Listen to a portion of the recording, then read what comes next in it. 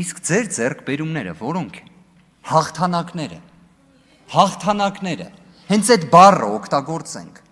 Հաղթանակը նա է, որ օրինակ 1 տարի առաջ նախաստորագրվել է խաղաղության պայմանագիրը, բայց նախաստորագրումից առաջ չենք գնացել։ Թե հաղթանակն է սահմանազատումը, սահմանագծումը, որը 24 թվականից հետո 1 սանտիմետր առաջ չի գնում։ Հաղթանակը խաղաղության դարաշրջանն է, այն օրինակ նույն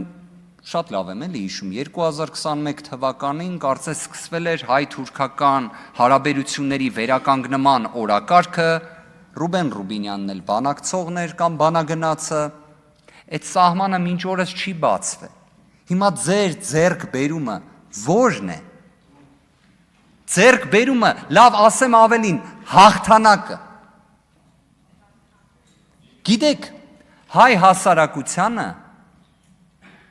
դժվար չէ իշխանության դիրքերից վախեցնել, մոլորեցնել։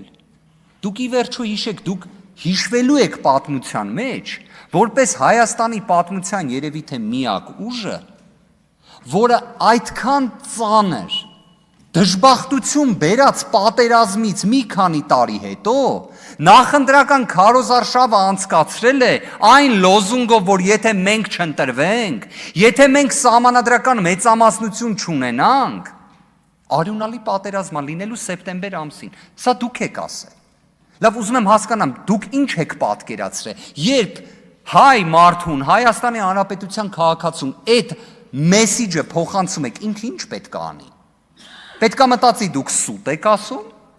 պետք է մտածի, որ դուք ճիշտ եք ասում, թե ինչ։ Իդեպ, մեր գործընկերներից շատերը միշտ մասնակի են այդ հատվածը մեջ բերում, մենակ էդ են ասում։ Բայց դրանից հետո ստորակետ կա է։ Դրանից հետո Նիկոլ Փաշինյանը ասում է, այն ժամանակ չեմ նախազգուշացրել։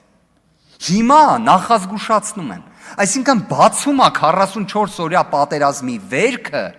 բորբոքում է վերքը, քվեյա դրա դիմաց ուզում ստանա։ Ու այդ ամեն ինչի պայմաններում դուք 50 գումարած մեկ չեք ստացել։ Ես չեմ զլանա ասել։ Վստահ եմ ձեզանից շատերը իրենց ներսում